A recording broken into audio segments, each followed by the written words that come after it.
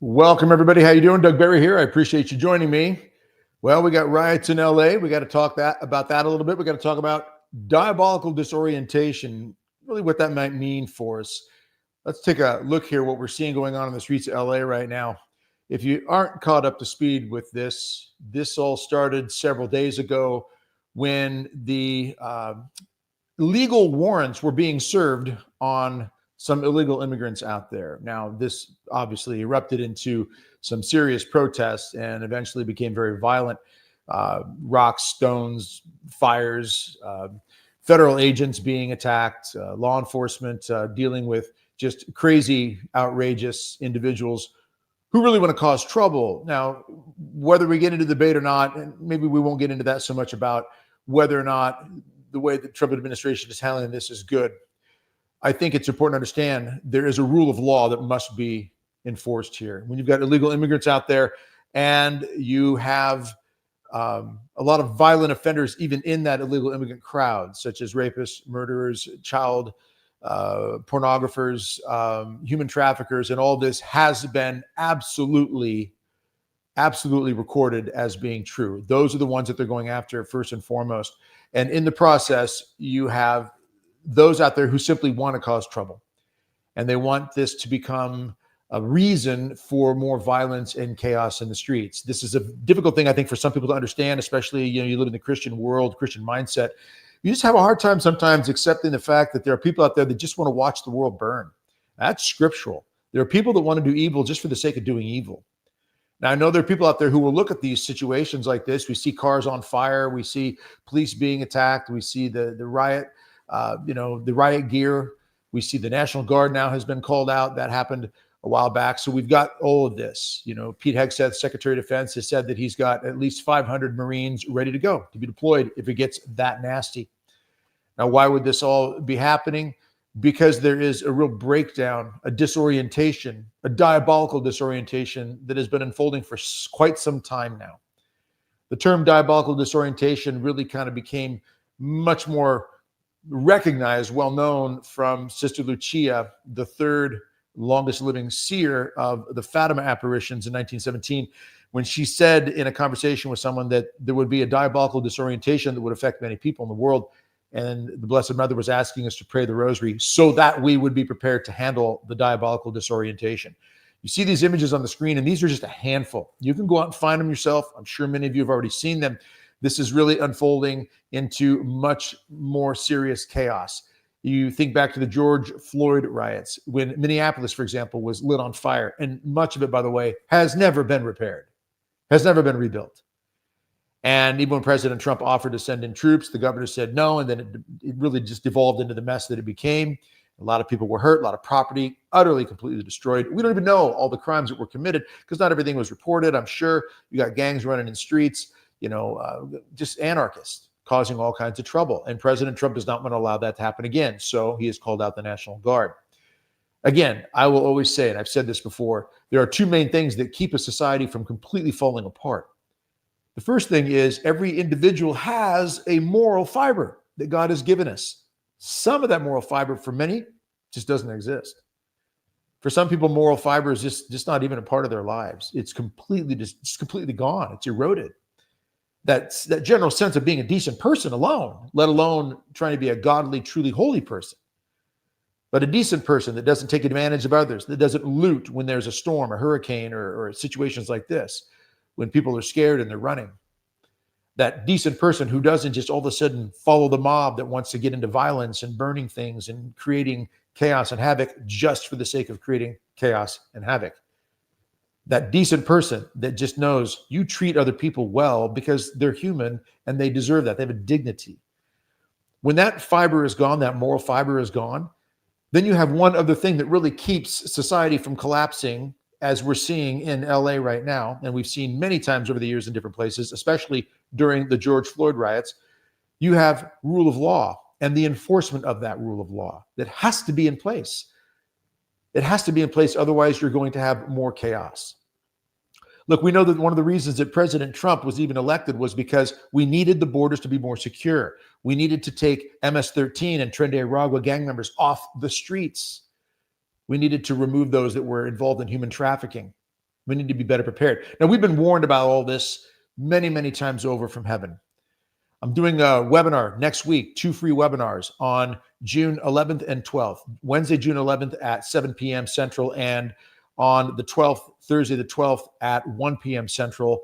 And this is about the warnings of the Blessed Mother, the warnings and the messages, and really how they apply to us right now. Not something that has already happened.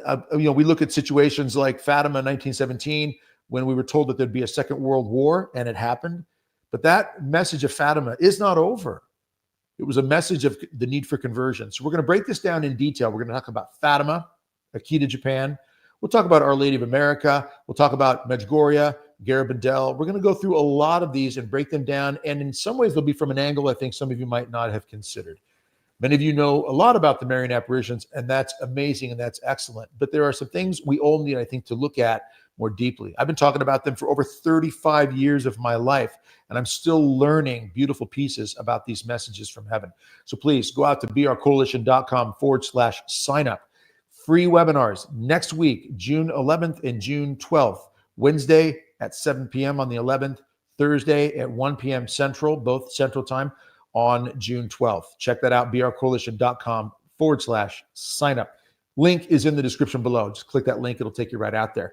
Diabolical disorientation, though, and the LA riots. Some would say, well, this is clearly an act of diabolical disorientation. And in some ways, I would have to agree, because we're seeing things that simply don't make sense. I think one of the greatest, probably tell signs of some sort of diabolical disorientation is the fact that some of this just is completely outside the realm of logic. If you looked at the trajectory of this, where do you see this go?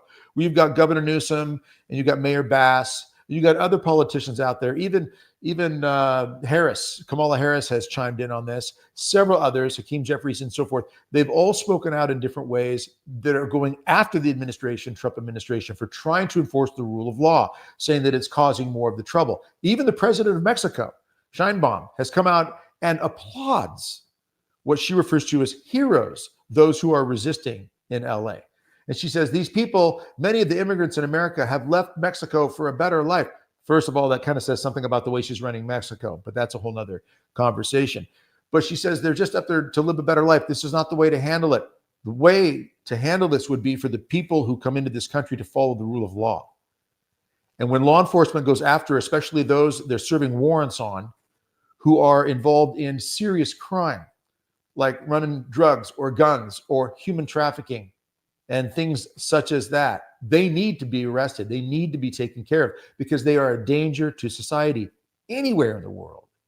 And every country has the right to protect their people. Anyway, getting back to the whole point about the diabolical disorientation, we've seen this lack of logic, this lack of common sense, this disoriented way of thinking show its ugly head in many different areas of our society over recent years. Look what happened with the pandemic, when certain things just didn't make sense, but people kept going along with it. This was worldwide as well.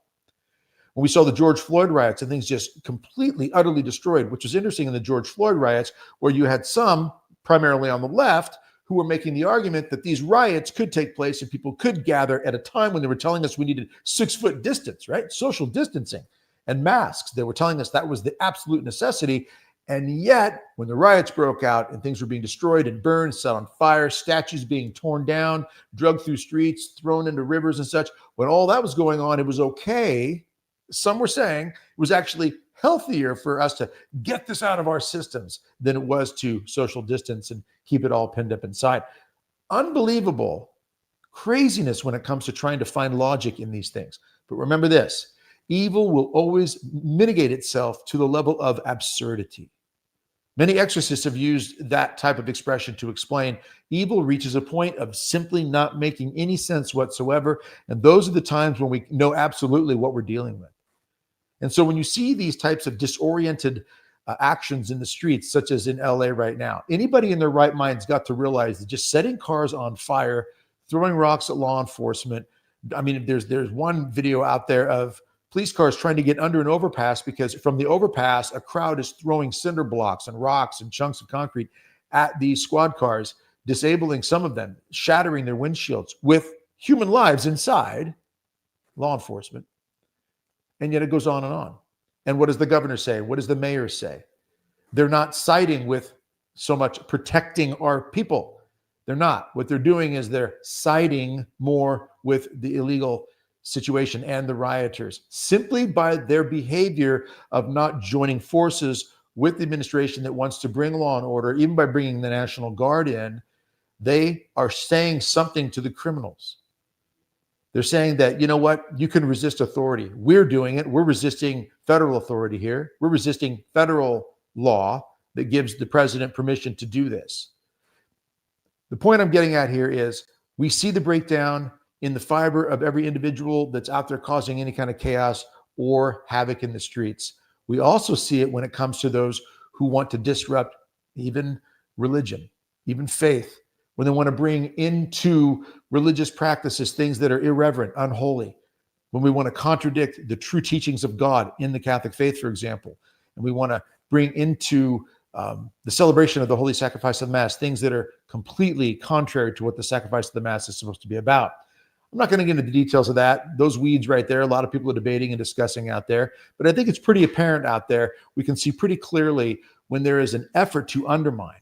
I'll never forget the video that I saw after the Holy Sacrifice of the Mass, after the celebration of the Mass, Holy Communion in particular. And people were still settling down and meditating on receiving Jesus in Holy Communion. This was a very kind of rambunctious celebration of the Mass. This was years ago. Someone comes in. This is part of the Mass with a basketball coming down the aisle, and then they started tossing the ball around up near the altar as part of the celebration. This was something that was approved and accepted. When we see those types of things, you got to scratch your head and wonder, where's the holiness and reverence here? That's part of the disorientation. So you can find it across the board. I don't see it just as in the violence of these scenes that we're seeing on screen right now. I see it also in the mindset of people who have simply accepted certain things that are absolutely, unequivocally disordered, like the pronoun situation, or biological men competing in women's sports and going into women's locker rooms, and so forth and so forth. Right? Human trafficking, all types of things. Abortion in and of itself has a form of disorientation that is incredibly diabolical, no question about it. And the fact that there are people out there who would support it, who would encourage it. Or how about this? People that claim to be faithful and holy and religious leaders and not speak out against these things as clearly and as boldly as they absolutely should. Is that not a form of some disorientation of the truth in someone's heart? We could go on with this and really, really make clear the fact that we are living in a time right now where we're seeing things that are upside down. You can go back 50, 60, 70 years. Remember the Leave It to Beaver type time when there was a certain order in a family. I'm not saying everything was perfect, no. But what we're saying is what we see now is completely off the wall. When 50, 60, 70 years ago, the greatest problem in school was chewing gum or maybe smoking a cigarette in the bathroom. And now what do we have? We have students who have to go to school and walk through metal detectors. That's been going on for years. We have to worry about rape in schools. We have to worry about violence in schools on a whole different degree. And we've got students out there that are learning next to nothing in many of our schools these days. Their reading tests and math tests are at all-time lows in some areas. These are things we would never have considered would happen, especially in a country as powerful as America.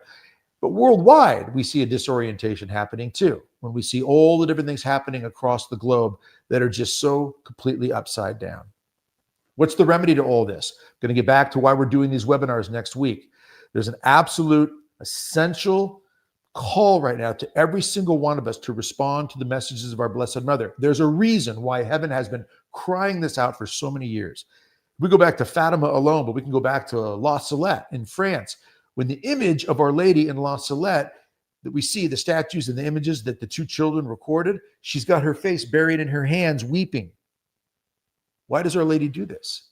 Why does she say in Akita, Japan in 1973 that the cause of my great sadness is the loss of so many souls? And a statue, a miracle of a statue, the statue of Our Lady of All Nations in the convent in Akita, Japan, weeps 101 times, as well as perspires and had the stigmata wound in the hand bleeding. Why does Our Lady show this? In many other images, statues, and pictures across the world where we have seen tears coming from the eyes.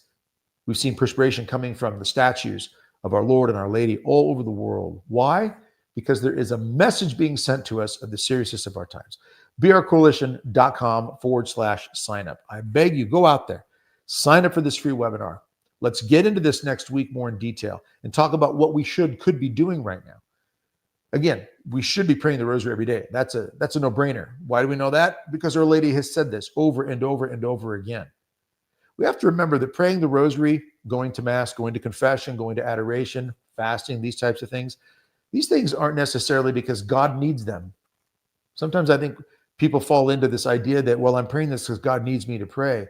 We need to pray. As the saying goes, God didn't give us the Sabbath for him. He gave us the Sabbath for us, because we need to make sure that once a week we are reconnecting with God in a deep way through honoring what the holy sacrifice of the Mass is on Sunday, Sunday obligation, and so forth. We need this. So when Our Lady says, pray this rosary every day, it's not because she needs us to pray this rosary. We need this, and we need the transformation to happen in our hearts and in our minds. Again, next week, June 11th and 12th, Wednesday the 11th at 7 p.m. and Thursday the 12th at 1 p.m., both Central Time. Free webinar, brcoalition.com/sign up. Click the link in the description. Go on out there, sign up for the free webinar, and let's get together and talk more in detail about these particular messages and apparitions and what it means for our times right now. And when we see this disorientation going on in our world, whether it's chaos, the riots in LA, and the interaction between politicians and officials, and just how just unreasonable so much of it seems to be, when they say that they want to side and in some ways actually allow some of this protest to go on in such violent ways. When we see that sort of thing, or we see even those who become so disoriented that they don't even think they need to go to Mass on Sundays. Third commandment. That's a type of disorientation too, when you don't think that you need to follow the laws of God anymore and you think you're going to be fine with that. We could go across the board on all of this. When we see this kind of disorder and disorientation, and we see it escalating in these ways, we need to remember that heaven has already told us what the peace plan is and the things that we need to be doing, the way we need to be looking at this. So again, join us next week at the time I record this, next week for the, actually, no, we're talking about 2 days. Forgive me, at the time we record this, 2 days from now. Yeah, coming up Wednesday, Thursday. Go out there right now, sign up, brcoalition.com/sign up. In 2 days, we'll have our first webinar. I look forward to seeing you all then. All right. Keep praying, because things are still unfolding and things are still getting crazy. So God bless and strengthen you. Go out, click that link in the description, and I look forward to seeing you in the webinar in just a couple of days. Take care.